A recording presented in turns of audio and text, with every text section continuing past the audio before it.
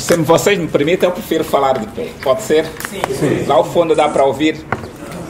E talvez assim também os que estão a dormir possam acordar, porque vamos ter uma maior interação. Quando pediram-me para abordar esse tema, a minha primeira reflexão foi o trabalho que nós fizemos, um trabalho que tratávamos na altura do anteprojeto da Lei de Terras. Um projeto em que nós criamos um manual para que pudéssemos dar às pessoas a possibilidade das pessoas poderem analisar o anteprojeto e fazerem sugestões sobre o anteprojeto da Lei de Terras. Mas também surgiu-me outra ideia. Por que é que não falo de forma aberta, sem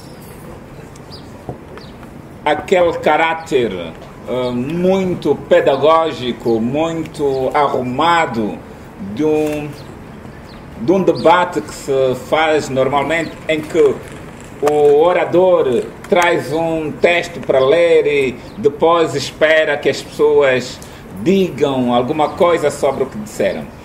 Eu pensei num modelo talvez diferente, talvez também usando as minhas habilidades como ator de teatro e quiçá também como de professor, para intercomunicar com as pessoas de uma forma mais simples, mais compreensiva, que pudesse nos levar a entender os fenómenos dos conflitos na Lei de Terra. Verdade é que, durante esses longos anos, a nível da Associação Mãos Livres e como advogado, apenas introduzimos 2 ações judiciais sobre conflito de terra contra o Estado. Uma no Huambo e outra em Luanda.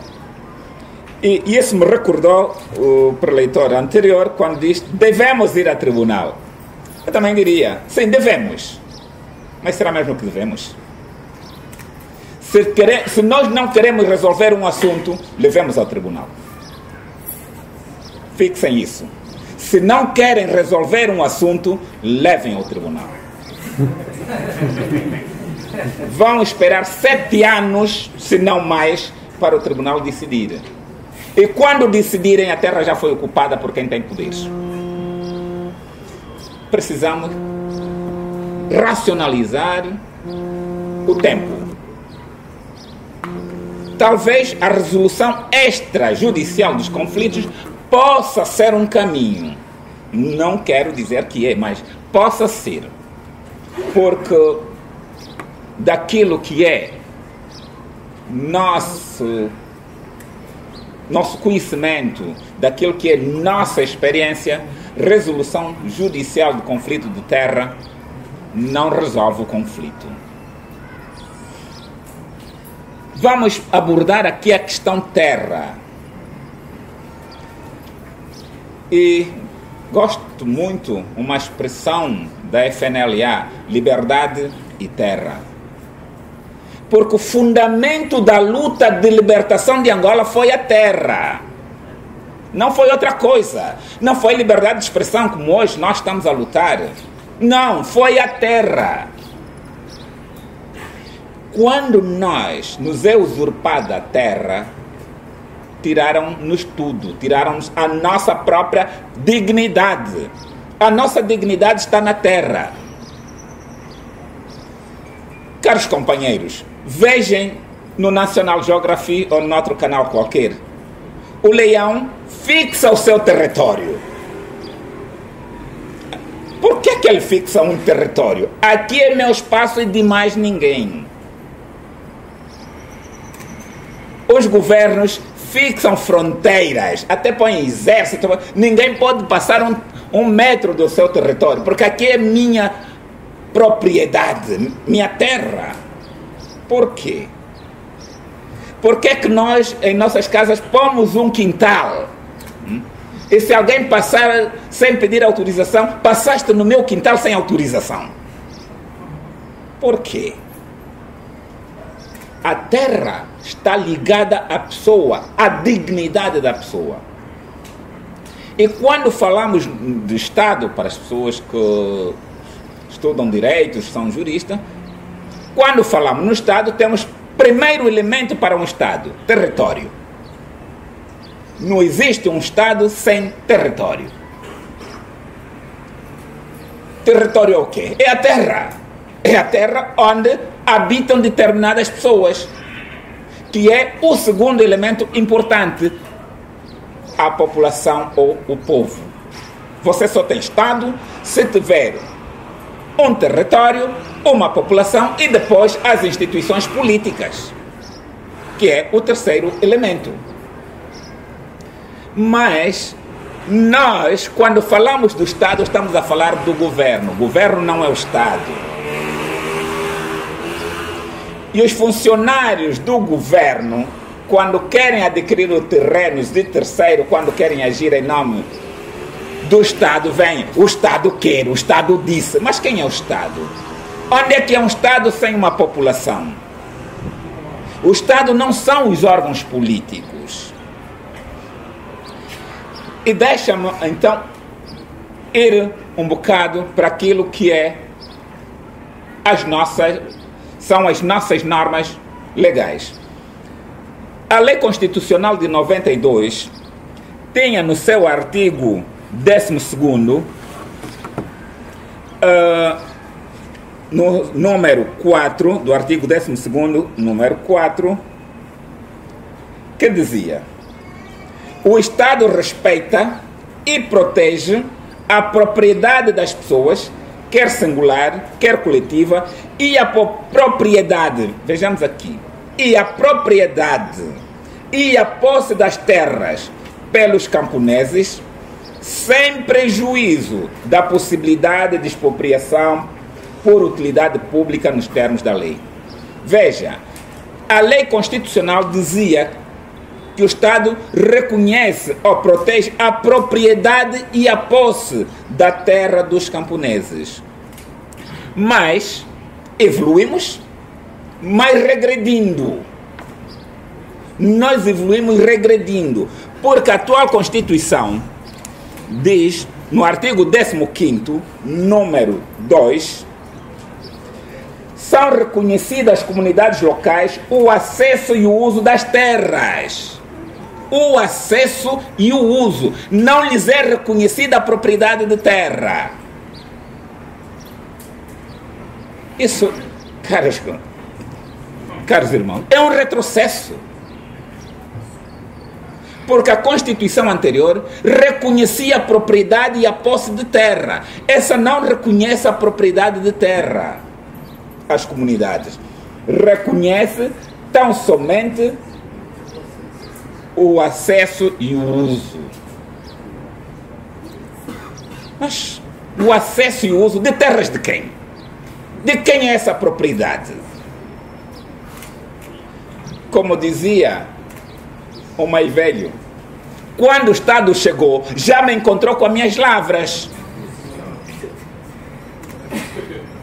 Então, por que o Estado não reconhece a propriedade de terra das comunidades, a propriedade de terra dos camponeses? E eu, às vezes, costumo dizer, a expressão comunidades que as ONGs trouxeram, infeliz ou felizmente também são de uma ONG, quando fala, não, nas comunidades. Comunidades é o quê? Alguém nos pode explicar o que são comunidades? Não, foi as comunidades. Onde é que ficam as comunidades? A expressão comunidades veio substituir a palavra as massas populares. Se formos na origem gramatical, comunidade é um grupo de pessoas organizadas. Uma comunidade religiosa, uma comunidade desportiva. Por que quando nós saímos da cidade dizemos estamos a ir na comunidade? Antes, as massas. Anteriormente, estou a ir no mato.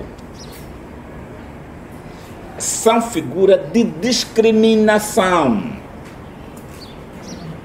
são meio de discriminação. Por que que o Estado reconhece a propriedade privada dos indivíduos? Atenção. A propriedade privada dos indivíduos o Estado reconhece. Por que que não reconhece a propriedade privada sobre a terra daquilo que chamamos das comunidades, que eu diria dos nativos, dos autóctones? Porque nós, infelizmente, que estamos no poder, pensamos que aqueles não existem. Como eu costumo dizer, eles valem apenas como eleitores, não valem como cidadãos. Eles não são cidadãos. Se não são cidadãos, não podem ter propriedade privada, não podem ter posse. Nós debatemos muito no anteprojeto quando se dizia que era preciso introduzir o direito ao uso capião das comunidades, das terras comunitárias. O que era isso? A comunidade, por estar acima de 15 anos num determinado espaço, as pessoas que ocupam essas terras há mais de 15 anos poderiam, sim senhora, legalizar como sua propriedade. Mas o Estado vai dizer, não, as terras comunitárias não podem ser sujeitas ao uso capião. Por quê? Caros amigos, quem sai de Luanda até chegar aqui a Benguela, está tudo cercado. Mesmo aqui perto, a entrada do Lubito, depois da Canjala, vamos ver um cerco com uma população lá dentro. De quem é a terra afinal? Então estamos num feudalismo, vamos assumir isso. Porque aquelas pessoas estão dentro de uma propriedade privada e eles são trabalhadores, ou são, sei lá o que nome podemos chamar, de ocupantes de uma terra privada. Mas por quê que um indivíduo que veio de não sei aonde chega, ocupa um terreno, legaliza e diz, isso é meu, vocês que estão todos lá dentro são meus, se constituem também em sua propriedade? Nós temos que encarar o fenômeno de terra como um fenômeno muito, muito importante. Deixa-vos mostrar uma das minhas experiências. Há um ano atrás, faz um ano agora, que meu pai morreu. E nós decidimos levar no cemitério mais bonito, com aquela... E meus filhos disseram, não, ele tem que ir lá no mato. Disse, por quê? Porque é lá a terra dele. E quem vier diz, e não é enterrado em qualquer sítio, no terreno deles. Isto é nosso. A presença dele aí é a manutenção das nossas terras. Então, questão de terras não é só uma questão meramente jurídica, é uma questão cultural e de personalidade das comunidades, das populações e dos grupos étnico-linguísticos. Porque no mesmo sítio, numa mesma comunidade, como as ONGs gostam de dizer, podemos encontrar vários grupos étnico-linguísticos. E onde diz, não, o fulano não pode ser enterrado no lado direito, tem que ser no lado esquerdo, porque ele é do outro grupo. Isso é sinônimo de propriedade, de poder. Ninguém tem poder se não tem terra. O reflexo do poder está na terra. E, em nosso entender, essa Constituição foi um retrocesso à antiga lei constitucional. E vamos mais. A lei da terra, se me permitam, no seu artigo 9º, número 1, diz: o Estado respeita e protege os direitos fundiários que sejam titulares às comunidades rurais incluindo aquelas que se fundem nos usos e nos costumes. O Estado respeita e protege os direitos fundiários. Como é que esses direitos fundiários se refletem? Mediante o direito de propriedade. Se a Constituição não reconhece o direito de propriedade, como vai reconhecer os direitos fundiários? Vamos encontrar também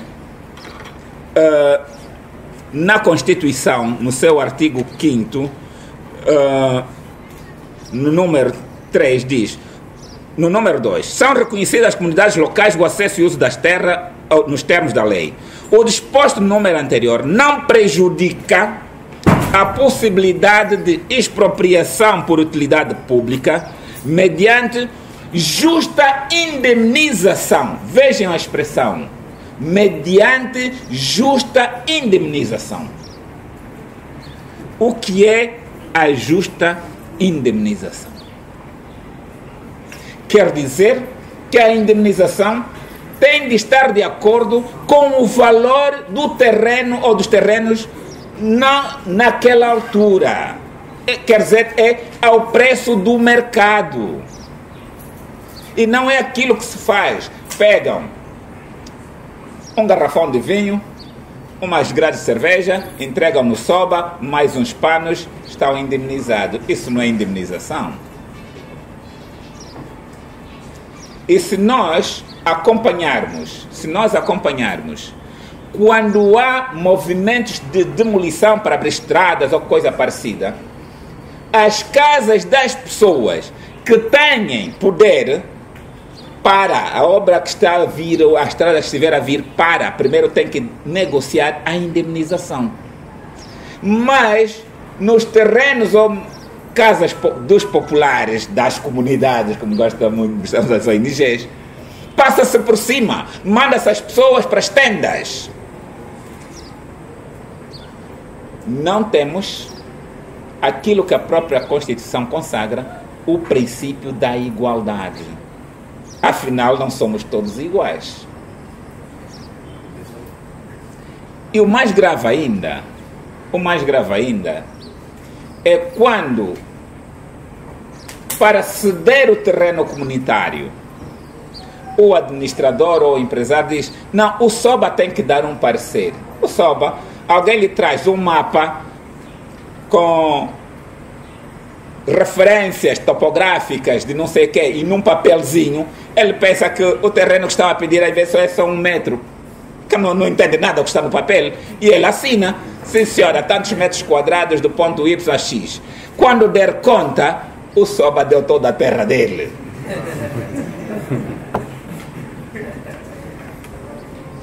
E isto não é feito de forma casual.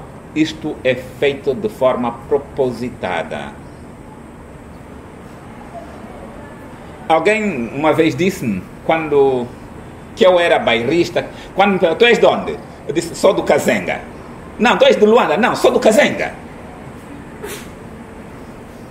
Por quê? Não, eu sou quimbundo. Não, mas a tua língua materna é quimbundo. Tudo isso tem como base o quê? A identidade das pessoas. Depois vamos ser um dia como o Brasil ou os Estados Unidos, que ninguém é brasileiro, que ninguém é americano, porque todos são iguais. Calma, e os índios? Deixaram de ter a sua própria personalidade. Vocês já deram contas quantos chinesezinhos temos aqui em Angola? Confiram. E aí que vamos surgir com o problema dos conflitos de terra. Esse chinesinho, filho da nossa irmã, tem ou não tem direito à terra? Começa a ficar complicado, né? Então, mas vamos começar a perguntar: mas o chinesinho que nasceu lá no, sei lá, Camacupa, ou sei onde é que é ou não dono daquela terra? É aí onde está o grande problema da terra: a dignidade. A forma de você tomar a terra pode ser por meio indireto.